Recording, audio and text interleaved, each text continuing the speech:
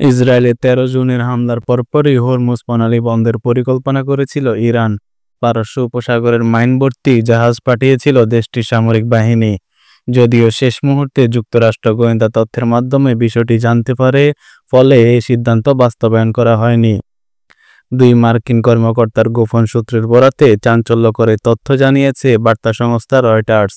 রয়টার্সের প্রতিবেদন অনুযায়ী ইসরায়েলের প্রথম দফা হামলার পরে ইরানের সামরিক বাহিনী ব্যাপক কৌশলগত প্রস্তুতি নেয় হরমুজ প্রণালী বন্ধের জন্য। এর অংশ হিসেবে পারস্য উপসাগরের মাইনভর্তি নৌযান পাঠানোর সিদ্ধান্ত নেয় তেহরান।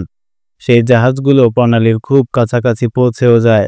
যদিও মাইন মোতায়েন করা হয়নি, কিন্তু গোয়েন্দা তথ্য বলছে ইরান এই সিদ্ধান্তকে খুব গুরুত্বের সাথে বিবেচনা করেছিল। যুক্তরাষ্ট্রকে কৌশলগত বার্তা দিতে চেয়েছিল ইরান, এমনটাই মনে করছে ওয়াশিংটন। মাইনভর্তি জাহাজ পাঠানোর খবর পেয়ে যুক্তরাষ্ট্রে ছড়িয়ে পড়ে গভীর উদ্বেগ ও উৎকণ্ঠা।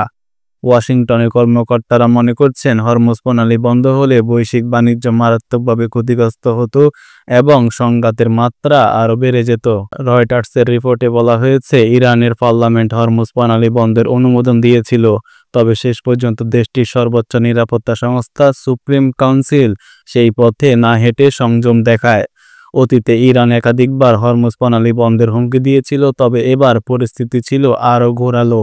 তিনটি মহাদেশের সংযোগস্থলে অবস্থিত হরমুজ প্রণালীকে ধরা হয় বিশ্বের সবচেয়ে ব্যস্ততম ও কৌশলগত নৌপথ হিসেবে। সৌদি আরব, ইরাক, কুয়েত, কাতার, ওমান এবং ইরান থেকে রপ্তানি হওয়া জ্বালানি তেলের বড় অংশই এই পথ দিয়ে যায়।